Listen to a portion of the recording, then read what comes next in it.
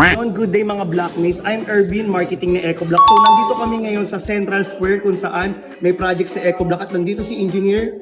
Hi, Engineer Lowell, and hello mga EcoBlock. So yun Engineer, quick question. Ano ba yung naitulong ni EcoBlock sa timeline at kung maire-recommend mo ba siya sa susunod na project natin? Okay. Actually, sir, malaki, no? We have two advantages para sa EcoBlock.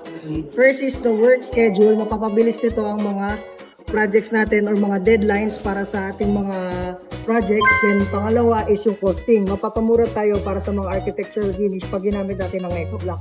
And yes, 100% mapaparecommend natin to sa mga other projects pa natin. So kung titingin lang tayo sa advantages ng EcoBlock, kailangan din natin tignan kung kamusta yung mga workers natin. So kamusta sila with using EcoBlock Yes, sir. AEC? As per workers naman po, no, napakagaan i-install ni EcoBlock. The usual din ba na ginagamit natin like hollow blocks. Mabigat kasi i-install and magaan. Kaya okay ang mga workers natin. Safe sila, at the same time hindi sila masyadong pagod para sa pag-install ng mga EcoBlock. So ayun, maraming salamat Blockmates Engineer. Hanggang sa susunod na mga project natin. Thank you. Thank you. At mga Blockmates, kung naghahanap kayo ng wall system na magpapabilis ng project nyo, you can choose EcoBlock palagi.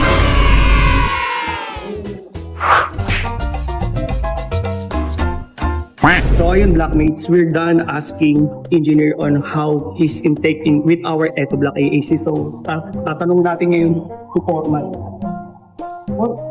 Question lang. Ano yung naitulong ni EcoBlock versus KCHD sa pag-install sa mga workers?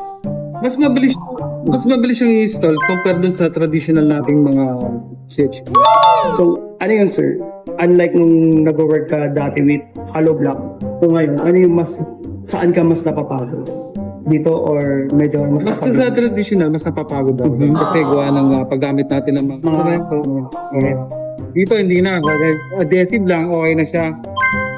Mas mabilis ang i-install. Okay, so ayun, di ba? Narinig nyo naman kung gaano kabilis i-install si EcoBlock AAC. Kaya kung ako sa inyo, choose sa EcoBlock.